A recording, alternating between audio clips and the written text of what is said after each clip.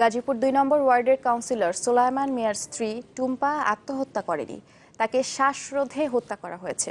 সকালে Dhaka medical college হাসপাতালে ময়নাতদন্ত শেষে এ কথা জানান চিকিৎসকরা। বলেন, টুম্পার শরীরের বিভিন্ন জায়গায় আঘাতের চিহ্ন পাওয়া গেছে।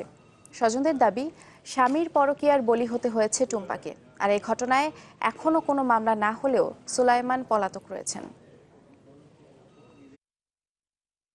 ২৭ বছরের নুসরাত জাহান টুম্পা ১২ বছর আগে বিয়ে করেছিলেন সোলায়মান মিয়াকে, যিনি গাজীপুর ২ নম্বর ওয়ার্ড কাউন্সিলর। তাদের ছোট পরিবারে আছে ১০ বছরের একটি ছেলে। সোমবার রাজধানীর উত্তরার নিজ বাসা থেকে টুম্পার লাশ উদ্ধার করে পুলিশ। পরিবারের দাবি, সোলায়মানের সাথে একাধিক নারীর সম্পর্ক ছিল, আর এ নিয়েই প্রায়ই ঝগড়া হতো তাদের মধ্যে। রোববার সোলায়মানের মোবাইল ফোনে অন্য নারীর সাথে অপ্রীতিকর ছবি দেখে ফেলে টুম্পা, আর তারপরই ঘটে এই ঘটনা। সে পরনারী লিপসা প্লাস নেশা খাও, এই হিসেবেই তার সাথে দ্বন্দ্ব বেশি। তারা দেখা গেছে অনেক ক্ষমতাশালী, এখন ক্ষমতার অপব্যবহার করে জিনিসটা ধামাচাপা দেওয়ার চেষ্টা করে। এটা না করতে পারে, আমরা এইটাই চাচ্ছি যে সঠিক বিচারটা হোক।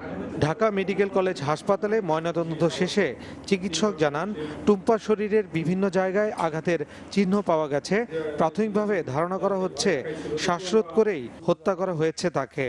তাহার শরীরে বিভিন্ন জায়গায় ছোট বড় কিছু জখমের চিহ্ন পাওয়া গিয়েছে এবং তাহার গলায় কিছু জখমের চিহ্ন পাওয়া গিয়েছে। তো আমার আমাদের মনে হচ্ছে যে হত্যা বলেই মনে হচ্ছে আমাদের কাছে।